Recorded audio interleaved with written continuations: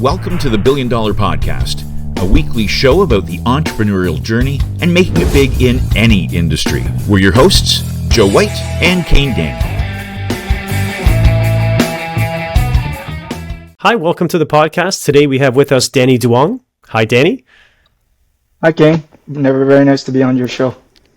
Yeah, Danny is a mortgage agent. He's been licensed for many years, since 2006, so you're a veteran in the industry.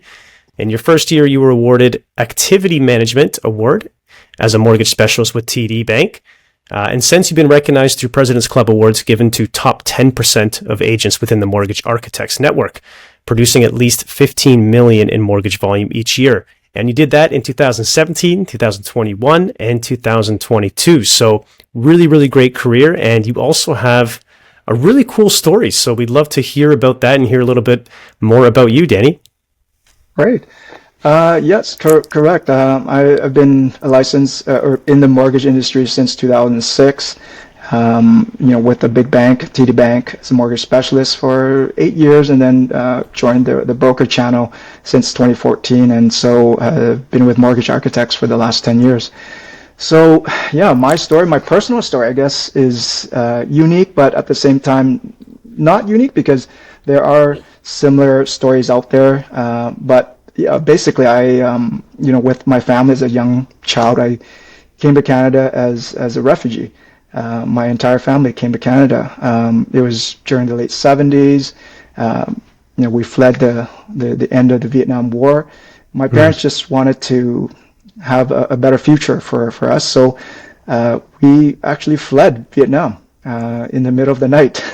Wow. How old were you then? How old were you at that time? I was about 4.5. And so I'm one of 4 kids in the family. So I have an older brother who's a year older, a couple of younger siblings who are, a year and a half apart each. So, my parents were very brave and took that risk and had the courage to set off to foreign land, sort of to speak, to find a better future for us. And yeah, we fled Vietnam in the middle of the night, basically on a boat, along with a couple of hundred other Vietnamese who were looking for a brighter future and fleeing their homeland, basically. So yeah, we went on this boat and drifted. I would say the correct word is almost aimlessly, because we were out at sea for I've been told up to a week, and during that time we were just floating around in the region and from Vietnam, and ended up our boat basically almost gave out and sank until we were rescued, and fortunately rescued by, I have vague memories as a child, but we were rescued by a military ship that was passing by, and we were brought onto a remote island in Malaysia, Bidong that is Island. Yeah. I mean, Danny, that's kind of when I guess memories start, around that age of 4, right? So you said you had vague memories. That is that is just so impressive. I think of this as a father. Like I have a 4.5-year-old, actually, same age as you, and I'm trying to imagine that scenario, and it is just, it's gut wrenching. So that's a really an amazing start. Yeah, I think back about it, and I appreciate my parents, and just can't imagine the position they were in to put 4 kids, all toddlers under 6, onto a rickety boat and say, yep, we're going to head off to find a better future, and really endure 2 weeks at sea, basically, and then end up on a remote island for 6 months. And, we're basically refugees on the island, along with, I think at that time they said up to 30,000 other refugees, because there were more refugees that continued to arrive, and we were there for a good 6 months. And from what I was told, we were sponsored, or the United Nations came and they gave pathways to all the different families to immigrate to other countries all around the world. We were fortunate enough to be accepted to come to Canada. And our journey in Canada started 6 months later. We hopped on a plane and was sponsored by the church here, and we were brought to Vancouver. So that's not like I said, it's a unique story in the sense that when I tell friends now, they're kind of amazed and didn't know that. But there are a lot of other Vietnamese my age that went through that same journey as well. Yeah, I mean, it isn't. I guess you're right that it's not completely unique, and that there are a lot of stories like that. But it's an incredible story, and I think that's what makes it so interesting, and unique for people like me that are sort of native to Canada and don't necessarily have a lot of people close to me that have that same sort of stories. So that's really, really cool. And I want to touch on you mentioned working at the bank, and I want to get into that a little bit. But before we do that, I'm wondering, is there anything you think that your kind of story, has that helped you in your life? Has it helped you in your business? Like the things you were able to the positives you were able to get out of that? I'm really curious to hear your perspective. Oh, yes, 100%. I mean, when I started as a mortgage specialist, I met a lot of young families, single parent families, and I could immediately relate to the hardship or the situation they're in, trying to buy their first home, figuring out how they're going to come up with the down payment, affordability. So that, of course, with my background, really put me in a position to empathize and say, yeah, you know what, I really feel and I really want to help this client because my family and I were in the same shoes. I grew up in a public housing, development. So we didn't own our first home until I graduated high school. So when I met first-time buyers or young families, there was a sort of an immediate connection there for sure. That's so interesting that you could really take something that was is very difficult and really kind of turn that into a positive, and a positive for other people, because being able to empathize and actually truly being able to understand that must go a long way. That must resonate with people, and especially in a market as tough to get into for example, first-time home buyers, as you mentioned. And I know that you also, you like to give back. From what I can see, you work with several different charitable causes. If you can, maybe tell us a little bit about maybe why you do that, and how you think it's benefited you in your life. I mean, it doesn't have to be about business, but just curious, like what you get back from that. Right.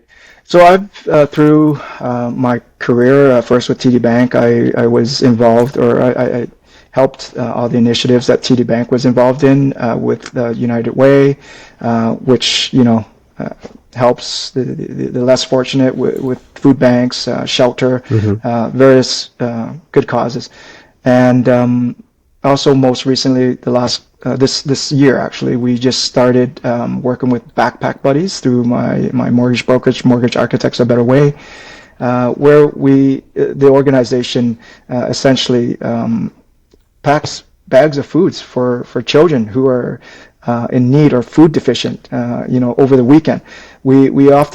We know that there are programs for kids who are food deficient during the week. They go to school and they have hot breakfast programs, lunch programs, etc. But once the weekend arrives, there's a gap there, and a lot of the kids don't have all the food that they require over the weekend. So that's where Backpack Buddies comes in. They fill that gap and provide bags of food that are delivered to these children, and so that they could sustain themselves a little bit more, nutritiously over the weekend. So I've been involved, like I said, first with United Way through TD Bank, and now Backpack Buddies. I mean, it gives me a sense of gratitude, giving back. I think the key thing is because I have kids. I have a 13 and 11-year-old. So immediately any causes that involve children, I take interest in that. So outside of those two initiatives, I've run marathons, etc. And every time I do, I try to raise funds, and usually it's for Children's Hospital or Canuck Place Hospice, things like that. So I think the key is the connection that it has with children for me, because I have children, and it inspires me, and I want to be able to give back. I really feel that with children especially as well, having children myself too. Before we forget though, I want to know if anyone is interested in Backpack Buddies. Is there a website or somewhere else that they can go to? Yeah, certainly. Their website, backpackbuddies.ca, I could share Okay. that with you. Their head office is in North Vancouver. It's a great cause for sure.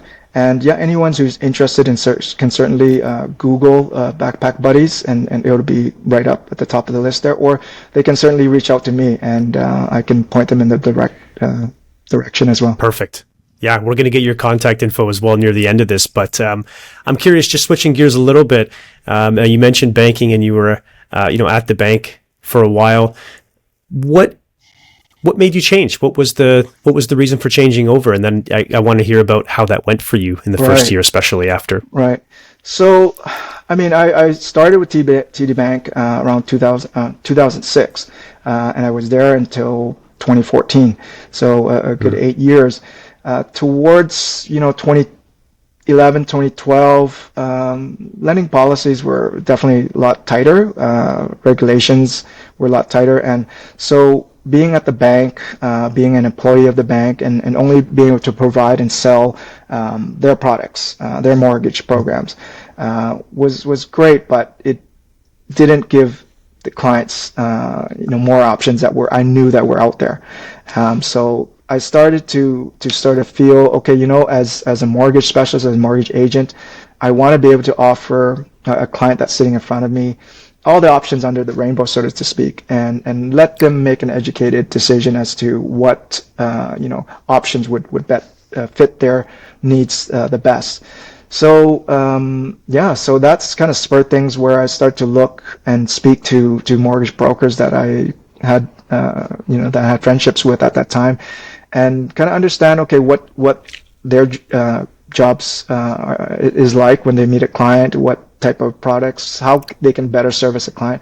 And so I explored that and got to the point where I decided, it's the best thing for not just for me, but also for my clients, that I want to be able to offer them better options, more options, not just one bank.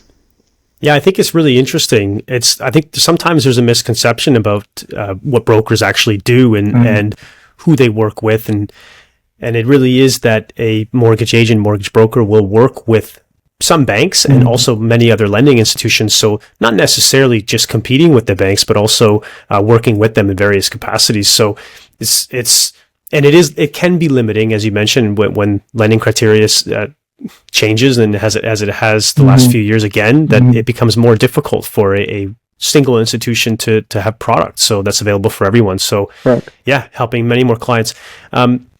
When you came in on that side, was there anything? Now, obviously, you mentioned you talked to different agents. I'm sure you had a good idea of what to expect. Was there anything that surprised you when you came in, or anything that was especially challenging, and how did you handle that? And I ask that because we do see a lot of, Remick doing the mortgage agent course. We have thousands of people every year that come into the industry, and a lot of those people are coming from similar professional backgrounds. Like they might be at a bank or another financial institution, and they might be having the same fears or objections or challenges. So I'm wondering is there anything you discovered there, and then how you sort of handled it? Yeah. I spoke to the different contacts that I had in the industry, different brokerages, and I mean, every brokerage has pros and cons, good things to offer, and I just had to weigh through which brokerage, who I wanted to move forward with, and how I was going to get licensed. Being a bank specialist, you're not licensed. You're an employee of the bank, so the focus became, okay, how am I going to get licensed, and which brokerage will I hang my license with that will allow me to thrive. So those were the immediate thing, and there's so many brokerages out there that I really just had to do my homework, and it was a surprise that I talked to various brokerages, and you learn different things, and you kind of just have to go with your gut feeling. Okay, is this the brokerage that I feel I could work with, and then select one, but then go through the next thing is the transition, getting licensed, etc. And that's when I discovered Remick and decided that was the course for me. Excellent. how long did it take you? You think, like, did you hit the ground running when you entered the broker space, or was there like a delay of several months before you started to get more business in?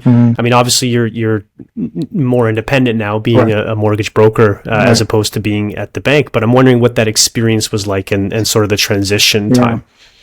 Having come from the bank, of course, that experience, having been in front of clients and originating hundreds, thousands of mortgages over my 8 years there, of course, allowed me to hit the ground running pretty quickly as a broker.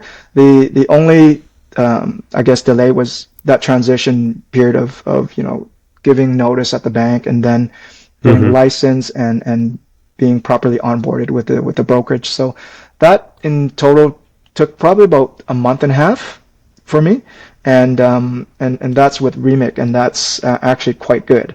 There are other options that take a little longer, anywhere from 3 to 6 months. So for me, with that background, I did want to make sure I didn't have a break in momentum, having clients and referral partners, etc., where I could just say, flip the switch and hey, in a couple of weeks, here's what I can offer. I'm now a licensed broker, and move forward with my my new career as an independent broker. Yeah. So that was key, was how long it would take too, all right, to get up and running. And for me, the business just kind of continued flowing because I had established referral partners, realtors, financial planners, etc., and existing clients that would call on me. Because of who I am, Danny, the mortgage specialist professional, not necessarily because I was TD Bank. So that felt good. That was the case for me. And that was I was just going to touch on that. I was wondering, we hear that from some bankers that there's almost over reliance on the brand itself, on the bank brand, and there's a feeling that maybe when they don't have that, they won't be able to capture and keep their clients. And I think that's one of the things that people are surprised about, is that, well, they're not usually, and I'm sure there's cases otherwise, but usually they're not doing business with the bank. They're doing business with you, especially if they've been with you and done many transactions. So moving over and now able to offer them more product or more options, but they're still doing business with you, right? So you're the sort of brand of it. Right. And I want to add that, for example, I'm just using TD. As a mortgage specialist, of course, I was able to offer a lot of products. And then switching over to being a broker, I still had access to TD Bank. They are a broker channel lender. Of course, they don't give brokers access to 100% of the products, but pretty close. So the switch over with the clients, even if they still had some tie or good feelings for TD Bank, they knew that I was still able to provide them the products through TD Bank if that was a good option for them. But yeah, at the core of it is, as I said, they knew that they were dealing with me still, and the trust was there, and that I would give them more options even going forward. And did you have, so once you made that change over and you're on the broker side, it must have been a bit nervy anyway, but did you have like an immediate surge in income? Because most bank reps are on a much lower split. I mean, being at the bank, right? And you immediately, if you have the same number of deals, are going to see double or maybe triple the amount of income because you're making more of a commission on per deal, right? Is that what you saw pretty much right away? For me, a little bit of a surge in income, but of course, because the compensation on the broker side is a little bit more generous per deal. But I do have to say, it allowed me to work smarter and kind of find a bit more of a balance too. And that was a great part, is to achieve even the same level of income, I didn't necessarily have to work 10 hours a day, because now as a broker I was able to spend a little bit more time, go do a deeper dive with each client, make sure that I find the best product for them, and it's still a great feeling. And at the end of the day, the compensation just followed as well. So, and I want to say this, for me, it was never always about the compensation. Of course, we need a baseline level compensation to pay our bills and lead our normal lives. But for me, it was, as I said, when I switched over, it was to be able to offer more solutions, more options to the clients. So being able to give more options to the client immediately, and also my referral partners. I remember very vividly when I called one of the realtors that I had worked with for several years, and I had only received a couple of referrals each year, and I remember very vividly saying, "Hey, I got some news. I'm now an independent broker," and the immediate response was, "Oh wow, okay, now I can give you more deals or give you more referrals." And my immediate thought was, "Whoa, really? Were you holding back all these years?" But that, I have to say, that's the key, is an immediate surge in being able to provide solutions and having that good feeling and being confident and great about my work every day is meeting people and saying, "Oh, you're in this situation, bruised credit, etc., bankruptcy. No problem. I can help you with all of that," right? So, and then, as I said, the income just followed when I was able to provide those solutions to the clients. We see this, with everyone that we talk to that is, especially if they're doing well in the industry, that is a very, very common theme, is that the reason they're in it, their why reason for why they're doing this, it's usually not financial. It's usually that, like you said, that good feeling, right? Mm-hmm. That feeling of helping people. And I think that's also missed. That's often missed by those just coming in or thinking about coming in, that there actually is a really good feeling that you can get when you actually help real people. And every broker I talk to has stories like that. So yeah, thank you for pointing that out. I want to touch on something else you said, and you mentioned balance. And I know you were referring to balance and with your clients, but I'm wondering how that has translated to a balance in your personal life as well. Being able to be a little more independent, make your own schedule. Right. So a balance or a blend with your work and home life. Has that been advantageous for you, coming from the bank and then into the broker world, being able to be more flexible with your time? So the change was not huge, but I guess in general, as being in this industry as a mortgage specialist, mortgage broker, it's allowed me to find that balance, and I don't want to say balance because you can never find a perfect balance. I think the word that I learned recently is a work-life harmony, where you blend, everything blends in. So it's not going to happen nicely where you expect to be free at a certain time and okay, I'm going to go to the park with my kids now, etc. But it allows you to blend everything together. So for example, I could go to my son's basketball game and sit in the stands and watch his game, but still at the same time take some calls, step out during quarters or halftime and take a call and get back to clients, things like that. So it's a nice, it's been a really rewarding career in that way, that it's allowed me to achieve that work-life harmony.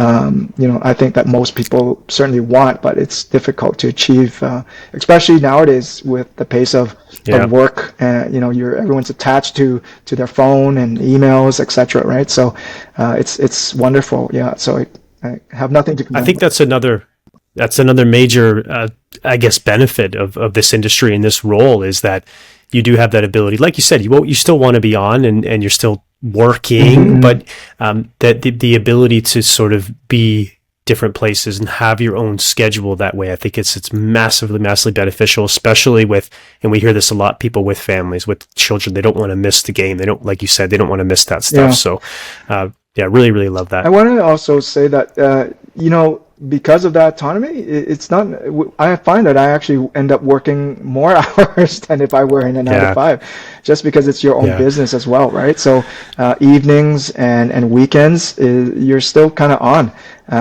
It's just you kind of have to pick and choose when to respond and what's urgent and prioritize things. But I can't say that, okay, a certain time I'm just off, don't bother me, don't call me, because essentially it's still our career and it's a business that we want to continue to grow. And then you get it's rewarding though that way, so you don't want to be off because it is your business, right? As you mentioned. So we see that a lot. Is there anything, being in the industry now for many years on the bank side, and then now coming into the mortgage side for several years, is there anything you've identified, maybe with other agents coming in that you've seen? Are there any specific set of skills or competencies that you can see that people will usually have if they are successful in this industry? Any markers that you could see if you're, for example, if you're going to be hiring a new agent, if you were hiring someone, what would you look for? That's a great question. I think there's so many dynamic roles in the industry that a person could start, whether that's underwriting or being an agent originating mortgages. But I find that the key skills that would allow someone to be successful is just having an open mind and willingness to learn, and being in it for the long term. It's not something that you could just jump into and pick up and do 100 deals right away. Of course, there's some extreme cases, but I think someone who is willing to learn and just start, even asking for mentorship, being a sponge, so to speak, and learning from that person, and taking a long-term view of this is the career that I want to be in. And I find the other part is just being a good communicator, interpersonal skills. You have to talk to clients, you have to talk to lenders, partners, and so having that ability to articulate and speak well is going to serve you well as well. But having that humbleness to say, okay, I'm going to start. I'm starting in the new industry. I'm going to learn. I'm going to partner up with people who are much smarter and who I can learn from. Especially that's key. I find to making inroads for this career. I think that's really important advice, especially those that are brand new and not feeling confident about their salesmanship, not feeling confident about their ability to market or their ability to understand product. Is that this has been for everyone brand new at some point. So, we're all going to be new to different things, and that's when. And you mentioned the word mentorship. That's when that really comes in. And I'm wondering if you maybe can just elaborate a little bit on mentorship. If there's any mentors in your career or in your life that you have especially had, and how they've helped. Yeah, well, that's another good question. Someone that I look up quite highly to is my only manager when I was at TD Bank. I'll say his name, Bill. Bill Nibbler, if you're watching this, shout out to you. But Bill was my team manager at TD Bank when I started, and I hold him in high regard. He helped me start to understand my role, how to speak to clients, how to underwrite files. So Bill, of course, was a great mentor for me. And then I've met so many wonderful brokers. When I moved over to the broker channel, I've learned from so many people. There's so many smart and talented people in the industry that, and they all have their special talent, whether it's education or underwriting or just commanding, attention from an audience and speak confidently. I try to pick up a little bit of everything from all those, really, really great leaders in the industry since I for the last 10 years as an independent broker. So it's too many names to name, but yeah. Your point, Danny, is really well made in that I think this is also not, I think, as well understood that this industry, the mortgage industry, for the most part, is wonderful and full of a lot of amazing people and people that have had great success and that actually want to mentor and that they want to give back and they want to see other people succeed. So it's not an industry that when you come in you're alone. Even though you're competing, there is a community there, and there is various groups in different areas that people can get together and share ideas and debate and talk about things. So it's a really, really great industry that way. Even though you are an entrepreneur, independent, and competing, there's still a really robust community in this industry that people can get together. Yeah, 100%. Thanks for pointing that out. And I always try to keep a positive mindset with that, right? You can always learn. There's people that are more experienced and have that mentality that you can learn from others as well and collaborate and just be a sponge, absorb all the information you can get. Yeah. So just shifting gears a little bit on the, on the customer side and the client side, how do you see the role of agents changing potentially, especially with different technology coming through, different automation, business practices changing, client behavior changing? Yeah. So when you look at all of that, what do you sort of see what do you think about when you consider that for a mortgage agent for yourself? Right. That's a question with so many different perspective that you could start to answer. Certainly, the demographics of the clients right now is the millennials is forming the biggest buying sector, I would say, right? So even just for mortgage agents like myself, adjusting the way you communicate, the way you connect with your demographic or your clients has changed, and going forward, you have to be flexible. You have to adapt to what how they want to connect, right? Gone are the days of, hey, let's meet and talk at the coffee shop, and I'll take a paper application. So now it's all about, okay, I'll send you a text, I'll Snapchat you, and communicate in a manner that they feel comfortable with. It's amazing. Are you on Snapchat? Snapchat with clients? Not with clients, but I see clients on there. I just recently installed Snapchat because of my daughter's on there, so that we could communicate. That's the only way she'll communicate to me sometimes. So I do see some clients on there that are recommended, etc. So I have a feeling that that'll be the wave or the new trend. Is you have to be open to connecting in different ways and be comfortable with social media, things like that too. So one is the change in the demographics. Technology, of course, is just it's changed so much how we do things. So, like as I said, no longer meeting with clients, etc. It's all about, can I send you a document through the cloud? And you have to understand how that all works. So technology has changed. The expectations are different, right?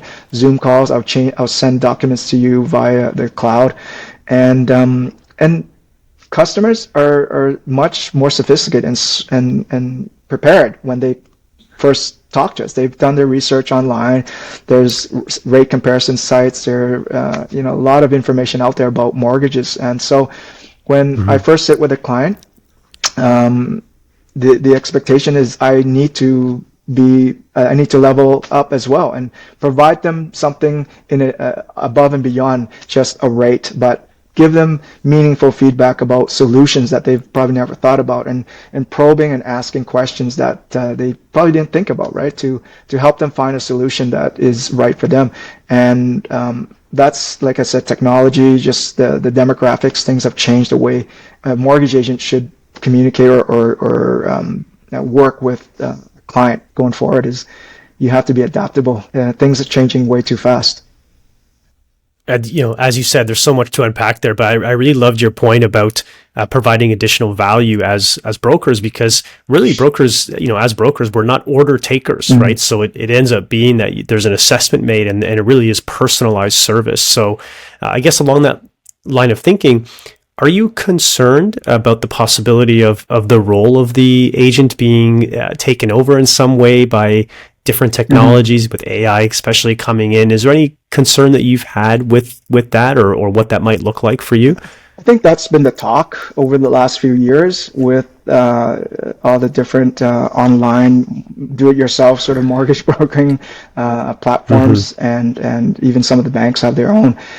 So yeah, of course, there's always a little bit of wonder about, okay, how is it going to change our role in the future? But I find that at the very core of being a broker is also like finding solutions, really connecting with the client. So it's still a very human, role where I have to be able to instill confidence and provide unique solutions to my client. So they may be able to look up rates. They may be able to see, what some products or commercials, ads online. But when I talk to them, I need to instill that, hey, that might not be the best solution for you from what I'm hearing. Like, I understand your situation, and here's what I think are some maybe other solutions to consider. Really gaining that trust and showing them solutions that they might not have thought of. They could go online and think that they have solutions, but also explain to them what all those other products entail, because it's not necessarily made clear through those online portals or websites as well. So that's the key. I think people will always, we're all humans, we all like that human interaction at some level. So I think that's always going to be there, especially if, as you mentioned, I liked your point about making sure that you are providing additional value other than just what you can get from a report or from something that's automated. So love that. I often get clients that have gone online and done their research and think that this rate with this lender is what they want. But after the conversation with them, it changes, because then they realize, oh, okay, like, no one really told me that. So it's very key. At the end of the day, they still want another person to say, this is what I would do if I were you, and give them some advice, and they can take it however they take it. Yeah. And of course, as we all know, the rate is not the only thing to consider. Of course, it's important, but there's so much more to the product than just the rate. So, so I'm wondering, just going back a little bit, if there's going back to when you first entered the industry, and maybe even when you first got into the brokering side or the mortgage side at TD, is there anything that sticks out? If you could give yourself some advice, if you go back in time and give yourself some advice, what have you learned in that time so far that might be impactful for someone just at that stage that you were at then? Wow. Yeah, that's there's lots of things that I would have tweaked along the way. Of course, it's a dynamic industry, dynamic role. I think we're all about relationships. And so you have to try your best to build and network and establish really strong relationships. You can't look at it as a transactional role where, okay, I've done your mortgage or I've helped this realtor, thank you, I've got paid, and move on. That relationship continues for you for potentially years and generations, because their family, their kids will eventually need a mortgage as well. So looking back, I think that's key, is just making sure that you can't have a transactional view, sort of blinders on.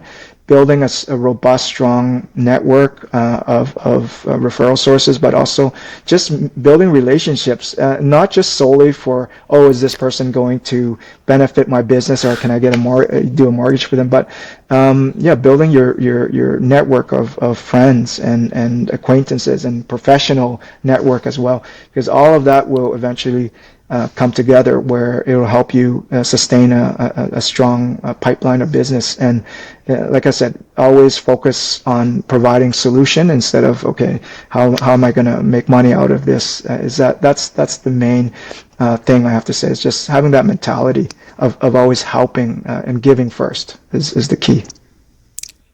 I love that. I love that philosophy. I love that, not approaching clients or business partners with money symbols in your eyes, and it's very clear that that's the case. So you have to be authentic. It has to be real. Danny, anything else that you want to leave? Any final thoughts you want to leave our listeners with? Oh gosh, well, I have to say, always consider REMIC as an option for getting licensed. I did it. I think it's a great course. And it allowed me to just make a smooth transition to being a bank specialist to being an independent broker. So definitely consider that. A career in mortgage brokering is providing a service, I think, right? And so look at it that way. If you start or you want to explore the career, it's an industry or career that you could earn quite lucrative income, but always focus on providing solutions for your customer, and the income will follow. I think that's the best way to approach this industry, and make friends. It's a small community. Make friends, do the best you can, and I'm sure they'll be successful. I love that, Danny. Thank you so much. That's a perfect way to sum this up. And again, thank you so much for being on here. We're definitely going to have you back on, and you can share more stories, and I'm sure you'll have a lot more insight and stories to come in the next few years. So thank you for being here. Thank you so much for having me, King. Thanks for tuning in to the $1 Billion Podcast. Make sure to subscribe to the show so you never miss an episode. For more in-depth entrepreneurial insights, follow us on social media, and for more info on the show, go to $1billiondollarpodcast.com. See you next time.